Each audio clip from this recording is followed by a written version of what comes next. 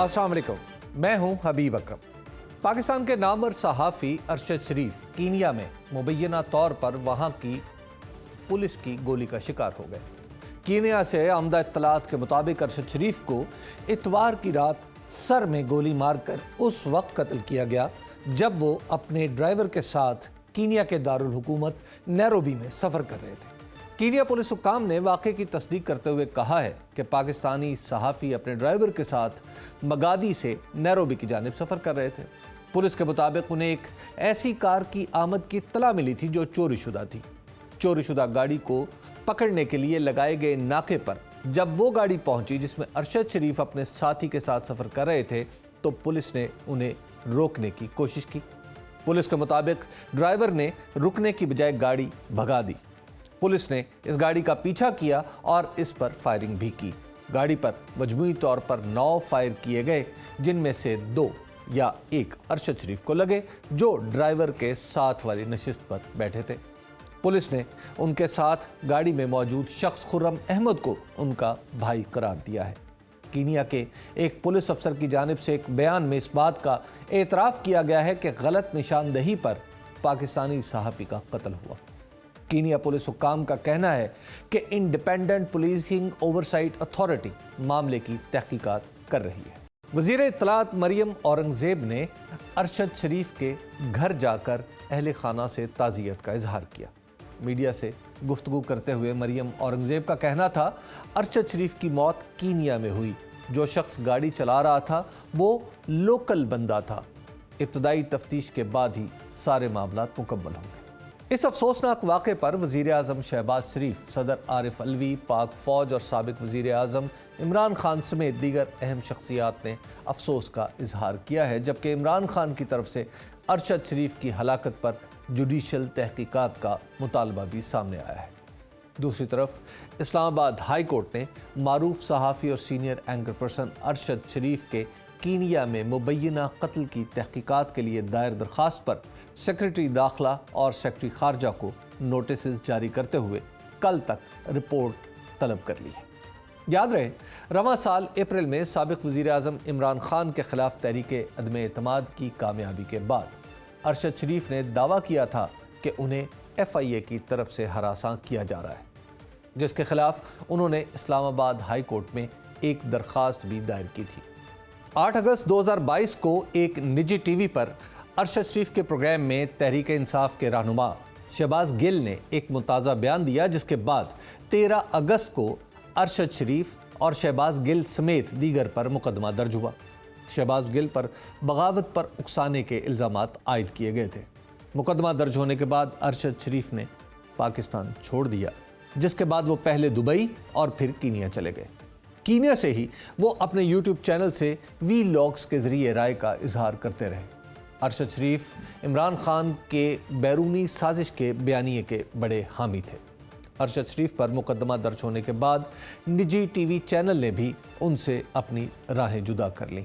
31 अगस्त 2022 को निजी चैनल ने एक एलामिये में कहा कि हम भारी दिल के साथ ये ऐलान करना चाहते हैं कि 8 साल का एक साथ सफ़र करने के बाद चैनल ने अरशद शरीफ से रास्ते जुदा कर लिए हैं। हम उनकी मुस्तक़बिल की कोशिशों के लिए नेक ख्वाहिशात रखते हैं। आज अरशद शरीफ हम में नहीं, और क्यों नहीं इस बारे में हमें पता नहीं, लेकिन इस बारे में बात करने के लिए हमारे साथ मौजूद हैं पाकिस्तान के मारूफ तज्ज़िया सहाफ़ी और सहाफ़ियों के हुकूक़ के लिए आवाज़ बुलंद करने वाले मज़हर अब्बास। अस्सलाम वालेकुम मज़हर अब्बास। मज़हर अब्बास साहब, ये जो अरशद शरीफ का वाक़या बहुत ही खौफनाक है कीनिया में, आप इसको सिर्फ एक हादसा समझते हैं या हमें इसको सिर्फ एक हादसा समझ लेना चाहिए? शुक्रिया अबीब, बिल्कुल नहीं। मेरा ख़्याल है कि बहुत सारे सवालात हैं, बहुत सारे डाउट्स हैं इसके ऊपर, क्योंकि एक वहाँ की पुलिस का एक वर्जन ज़रूर आया है और उस वर्जन का एहतराम अपनी जगह, लेकिन बहुत से सवालात हैं। जो तस्वीर चली है, अगर वो तस्वीर वैसी ही है जो कीनिया की पुलिस ने रिलीज़ की है अगर जी, तो वो तो कभी भी केस ऑफ मिस्टेकन आइडेंटिटी नहीं है। वो कहीं से भी इनकाउंटर नहीं लग रहा। मैंने बहुत से इनकाउंटर्स कवर किए हैं, मैंने बहुत से ऐसे इनकाउंटर्स की तहकीकाती रिपोर्ट भी पढ़ी हैं। یہ بہت سے سوالات جو ہے وہ بالکل، کیونکہ پوائنٹ بلینک طریقے سے بہت ہی قریب سے لگتا ہے کہ گولی ماری گئی ہے، اور اگر کسی کو بہت قریب سے گولی ماری گئی ہو تو یہ ہو نہیں سکتا کہ وہ کیس آف مسٹیکن آئیڈینٹی ہو. کم سے کم اس میں شکوک و شبہات بہت سے ہیں. یہ الگ بات ہے کہ اگر پولیس نے ہی مارا ہے تو کیا ان پولیس افسران کو جو اب وہ ایڈمٹ کر رہے ہیں کہ یہ کیس آف مسٹیکن آئیڈینٹی ہے، ان کو گرفتار کیا گیا، ان کے خلاف کوئی تحقیقات ہو رہی ہے، ان سے کچھ سوالات ہو رہے ہیں، کیا یہاں سے ہماری کوئی انویسٹیگیٹو ایجنسی جو ہے وہ وہاں جا رہی ہے اس انویسٹیگیشن میں، کیونکہ بہرحال ایک پاکستانی نیشنل ہے جس کو مارا گیا ہے، ملک کا ایک نامور صحافی ہے جس کو مارا گیا ہے، تو اس کی تحقیقات تو جوائنٹ ہونی چاہیے اور جوائنٹ انویسٹیگیشن ہونی چاہیے اس سلسلے میں.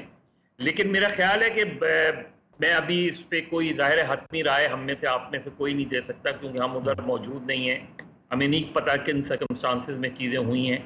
لیکن کیس کو جب بھی کسی اس طرح کا کیس ہوتا ہے، اس کی ہسٹری کو جاننے کے لیے یہ ضرور دیکھا جاتا ہے کہ اس کا پورا ایک بیک گراؤنڈ کیا ہے.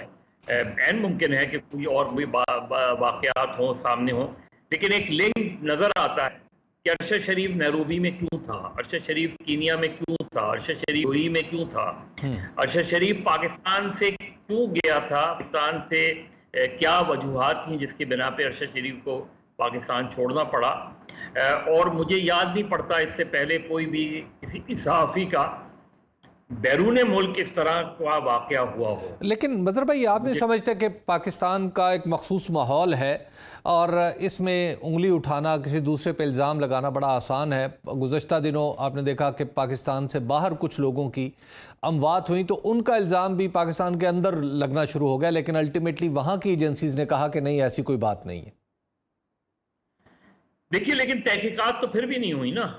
دیکھیے اس کو کسی بھی پولیس کو، کسی بھی انویسٹیگیٹو ایجنسیز کو، چاہے وہ پاکستان کے اندر ہوں یا باہر ہوں، اس پہ ایک دم ہم ان کو منوان تو تسلیم نہیں کر سکتے. کن سرکمسٹانسز میں اس کا کوئی تو کسی نے تو مارا ہوگا. اگر فرض کریں اور بھی کیسز اٹھا لیں، یہ صرف کہنا کافی نہیں ہے کہ یہ تعلق اس سے نہیں بنتا. میرے لیے تو امپورٹنٹ یہ ہے کہ یہ تعلق کسی سے بھی بنتا ہو، یہ واقعہ کیا ہے اور ایکس وائی زیڈ یہ واقعات کیا ہیں، یہ واقعات کیوں ہیں، پاکستانیوں کو اس طریقے سے کیوں بیرون ملک ان کو ٹارگٹ کیا گیا. یہ ان کی تحقیقات اس لحاظ سے تو ہونی چاہیے. ایز اے پاکستانی میرا یہ سوال تو بنتا ہے کہ چلیں جو الزام لگایا جا رہا ہے وہ نہیں ہو سکتا، عین ممکن ہے کہ وہ غلط الزامات ہوں، لیکن پھر حقیقت کیا ہے، کس نے مارا، کیا وہ گرفتار ہوئے جس نے مارا؟ نہیں ہوئے گرفتار دوسرے کیسز میں. تو ارشد شریف کا کیس ابھی میرے نقطۂ نظر سے وائڈ اوپن ہے. میرے نقطۂ نظر سے میں ایک مرتبہ انٹرنیشنل فیڈریشن آف جرنلسٹ کی ایک فیکٹ فائنڈنگ مشن کا حصہ رہا ہوں کولمبو میں. یہ 2009-10 میں بہت زیادہ اس طرح کے واقعات ہوتے تھے. اس زمانے میں سری لنکا میں آپ کو پتہ ہے تامل اور سینالیز کا ایشو بہت زیادہ تھا. بہت سے جرنلسٹ ہم سے بات کرتے ہوئے خوف زدہ ہوتے تھے، انڈر گراؤنڈ رہ کے ہم سے ٹیلی فون پہ گفتگو کرتے تھے کہ کس طریقے سے ان کی زندگیوں کو خطرہ ہے. ہمارے بھی گئے، بہت سے جرنلسٹوں کو ملک چھوڑ کے جانا پڑا، وہاں بھی وہ سچویشن رہتی تھی. تو میرا خیال ہے اس کی پراپر انویسٹیگیشن میرے نقطۂ نظر سے ہونا بہت ضروری ہے. صرف جو حکومتی سطح پہ انویسٹیگیشن ہو وہ تو ہوتی ہے، ہونی چاہیے، اس کی کیا فائنڈنگز ہیں وہ اپنی جگہ ہے. لیکن میرا خیال ہے انٹرنیشنل جرنلسٹ باڈی کو اپروچ کرنا چاہیے، انہیں کوئی فیکٹ فائنڈنگ مشن اس کا بنانا چاہیے، وہ جا کے تحقیقات کریں ان کو کس طریقے سے وہ کیا سمجھتے ہیں اس چیز کو. مظہر بھائی آپ کہہ رہے ہیں پاکستان کی تفتیش تو ہوتی رہے گی، کیا ہم پاکستان کی تفتیش پہ ہمیں بھروسہ نہیں کرنا چاہیے اگر پاکستانی کوئی تفتیشی ٹیم جاتی ہے؟ حبیب یہاں جو پاکستانی جرنلسٹوں کے قتل ہوئے ان کی تحقیقات تو پاکستان نے کی تھی نا، اس کا کیا نتیجہ نکلا؟ کچھ بھی نہیں. حیات اللہ کی کیس کے قتل کا کیا نتیجہ نکلا؟ کوئی تحقیقاتی کمیشن بنایا گیا تھا، اس کی بیوہ کو جا کے یہ کہا گیا کہ ہم آپ کو یقین دلاتے ہیں، آپ آ کے بیان دیں، آپ کو کچھ نہیں ہوگا. وہ مار دی گئی جب اس نے بیان دیا. اس کے بعد بھی اس تحقیقاتی کمیشن کی رپورٹ کہاں گئی؟ کسی کو پتا ہے؟ میں ذاتی طور پہ میں نے رحمان ملک صاحب مرحوم جو اس وقت وزیر داخلہ تھے ان کو کہا کئی مرتبہ کہ اس کی تحقیقاتی رپورٹ ہمیں تو دکھائیں کم سے کم. چودھری نثار علی خان وزیر داخلہ تھے، ان سے میں نے کہا کہ ہمیں آپ اس کو پبلک نہیں کرنا چاہتے لیکن جرنلسٹ باڈی سے تو شیئر کریں کم سے کم اس رپورٹ کو اگر اس میں کوئی حساسیت ہے. یہی سلیم شہزاد کے کیس میں ہوا. تو پاکستانی ایجنسیز پر جو ہے میں کیسے اعتبار کروں، میں کیسے اعتماد کروں کہ ماضی میں جو مقدمات، ماضی میں جو کیسز ہوئے ہیں ان کی تحقیقات نہ شفاف ہوئیں اور جو ہوئی اس کی رپورٹ آج تک ہمیں پتہ نہیں چلی. تو میں کیسے یقین کروں کہ یہاں بھی تحقیقات جو ہوگی وہ درست ہوگی. آخر ہمارے اطمینان کے لیے حکومت کیا کر سکتی ہے؟ اور حکومت تو اس بات پہ نہ صرف دستوری طور پر پابند ہے کہ وہ پاکستانیوں کی جان و مال کی حفاظت کریں چاہے وہ غیر ملک میں ہی ہیں، تو کیا اس کے لیے اور پھر کچھ قوانین بھی ایسے ہیں جو جرنلسٹوں کی حفاظت کے لیے اسپیشلی بنائے گئے اور ساری جماعتیں، سیاسی جماعتیں ان قوانین کی تشکیل میں بڑا اپنے آپ کو سمجھتی ہیں کہ ہم نے بڑا کام کیا. تو ان قوانین کی روشنی میں کچھ کام ہو سکتا ہے اسپیشلی ارشد شریف کے کیس میں کیونکہ ایک جرنلسٹ تھا؟ دیکھیں حبیب، اس میں جو ایک نقطہ ہے جو جس کے لیے میرے شکوک و شبہات ہیں کہ آئی ڈونٹ نو کہ کس حد تک وہ، لیکن نارملی ماضی میں بھی میرا ذاتی طور پہ یہ موقف رہا ہے کہ جو قتل کا مقدمہ ہے وہ جوڈیشل کمیشن سے حل نہیں ہوتا، وہ اچھی کرمنل انویسٹیگیشن سے حل ہوتا ہے. کہ اچھی کرمنل انویسٹیگیشن ہو تو آپ کرائم کے روٹس تک پہنچ سکتے ہیں. پہلی چیز یہ کہ ان کی فیملی کیا چاہتی ہے، یہ سب سے امپورٹنٹ ہے. ان کی فیملی کی سیٹسفیکشن کے مطابق وہ انویسٹیگیشن شروع ہو، اور جو انویسٹیگیشن اپنی تو ہوتی رہتی ہے انڈیپینڈنٹ انویسٹیگیشن، وہ ارشد شریف کی کیس ہسٹری، ارشد شریف کی پوری ہسٹری کو جاننے کے لیے ضروری ہے کہ وہ کیا کیا چیزیں تھیں. وہ خود ان کا ظاہر ہے جو بھی ایک نقطہ نظر تھا، ان کے خیالات سے آپ ایگری کریں یا نہ کریں، ان کی باتوں سے آپ ایگری کریں نہ کریں، ان کی تحریر سے آپ ایگری کریں نہ کریں، لیکن کسی کو اپنے نظریات کی بنیاد پہ، کسی کو اگر ایسا ہے تو کسی کو اپنے نظریات کی بنیاد پہ، اپنے خیالات کی بنیاد پہ قتل تو نہیں کیا جا سکتا. اچھا مظہر بھائی، آپ کہہ رہے ہیں کہ ان کے نو ڈاؤٹ ان کے خیالات اور نظریات سے ہم سبھی واقف تھے، لیکن یہ بتائیے کہ کیا آپ کو لگتا ہے ایز اے ویٹران جرنلسٹ کہ انہوں نے کہیں کچھ حدود جو جرنلسٹک حدود ہیں ان کا خیال نہیں رکھا اور ان حدود کو کراس کر لیا؟ این ممکن ہے. پہلی چیز تو یہ کہ ہم حدود کسے کہتے ہیں، ہم ریڈ لائنز کس کو کہتے ہیں.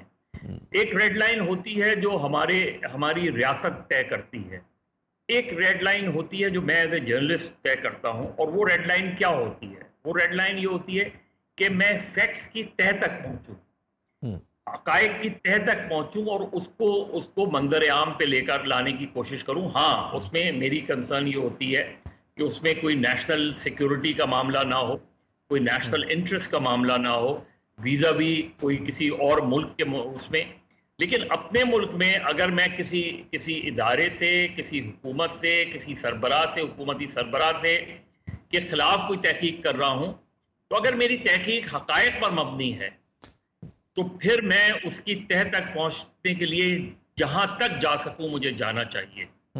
لیکن چیز یہ ہے کہ جو ادارے ہیں ہمارے، جو حکومتیں ہیں، جو ریاست ہے، اس کی ریڈ لائن آپ کو ایکسیس ٹو انفارمیشن کی اجازت نہیں دیتی. ان کی ریڈ لائنز آپ کو ایک حدود سے زیادہ آگے جانے کی اجازت نہیں دے گی. میرا خیال ہے اس کیس میں سب سے بیسک چیز یہ ہے کہ جو جرنلسٹ پروٹیکشن بل اسلام آباد میں قومی اسمبلی میں شیریں مزاری صاحب لے کر آئی تھیں، اور وہ بہت ہی اتفاق رائے سے، بہت مشکلات بھی اس میں پیش آئیں، یہ کیس اس کا فرسٹ ٹیسٹ کیس ہوگا. یہ کیس، اس کیس کو وہ فرسٹ ٹیسٹ کیس بنائیں. اس میں اس کے بہت بہتر بل ہے نسبتاً جو پاکستان میں جرنلسٹ پروٹیکشن کے حوالے سے چیزیں بنی ہیں اب تک. یہ جو جرنلسٹ پروٹیکشن بل ہے یہ بہت اچھا ہے. اسٹارٹ کریں، کوشش کریں کہ ہم کسی نتیجے پر پہنچیں اور چیزوں کو بہتر انداز میں، ان بائزڈ انداز میں. نہ کسی کا یہ مطمع نظر ہونا چاہیے کہ مجھے کسی ایک کو ٹارگٹ کرنا ہے، یا مجھے ارشد شریف کے قتل کی وجوہات اور اس کی پورے کیس کو پراپرلی انویسٹیگیٹ کر کے ایک انڈیپینڈنٹ امپارشل ایک انکوائری کر کے فیکٹس کو سامنے لانے کی ضرورت ہے. وہ جرنلسٹک لیول پہ ہو وہ کر لیں, وہ کسی انویسٹیگیشن ایجنسیز کے لیول پر وہ کر لیں, وہ کسی انٹرنیشنل فیکٹ فائنڈنگ مشن کے نتیجے میں چیزیں سامنے آئیں, لیکن حقائق اگر سامنے آئیں گے, کیونکہ یاد رکھیں حبیب, ایک جرنلسٹ کا قتل دوسرے صحافیوں کے لیے پیغام ہوتا ہے. آپ کہہ رہے ہیں مظہر عباس صاحب کہ ان کی فیملی کا اطمینان ہونا چاہیے تفتیش میں, لیکن کیا جرنلسٹوں کا اطمینان ضروری نہیں ہے؟ اور پاکستان کا ایک شہری ہے جو دوسرے ملک میں اس طرح قتل کر دیا گیا ہے. نہیں بالکل ہے, لیکن جب آپ انویسٹیگیشن کرتے ہیں تو اس میں یہ ہوتا ہے نا کہ انویسٹیگیشن ایجنسیز جا کے فیملی سے بھی پروب کرتی ہیں, فیملی سے بھی معلوم کرتی ہیں. اب فرض کریں اگر وہ فیملی سے جا کے اسٹیٹمنٹ ریکارڈ کرنا چاہے اور فیملی انکار کر دے تو آپ کیا کریں گے, کیسے آگے بڑھیں گے؟ جی, لہٰذا انڈیپینڈنٹ جیسے پوسٹ مارٹم کے کیسز میں ہوتا ہے کہ بہت سی فیملی نہیں الاؤ کرتی پوسٹ مارٹم, اس میں ریزسٹ کرتی ہیں, لیکن اس کے باوجود جو قانون ہے اس کے تحت تو یہ چیزیں ضروری ہوتی ہیں. تو میرے خیال میں, میرے نقطۂ نظر سے بہت بہتر ہو کہ ان کی جو وڈو ہیں ان سے بھی بات کی جائے, ان کے جو پیرنٹس ہیں ان سے بھی بات کی جائے, اور ان سے پوچھا جائے کہ آپ اس طرح کی جو وہاں کی کینیا کی پولیس نے انویسٹیگیشن کی ہے کہ آپ اس سے مطمئن ہیں, اور یا آپ چاہتے ہیں کہ اس کی کوئی انڈیپینڈنٹ اور انویسٹیگیشن ہو. تو اگر وہ یہ کہتے ہیں کہ ہم مطمئن ہیں تو وہ اپنی جگہ ہے, لیکن اس کے باوجود بھی ان کا اطمینان یا غیر مطمئن ہونا آپ کو تحقیقات سے نہیں روک, آپ تحقیقات ضرور کریں.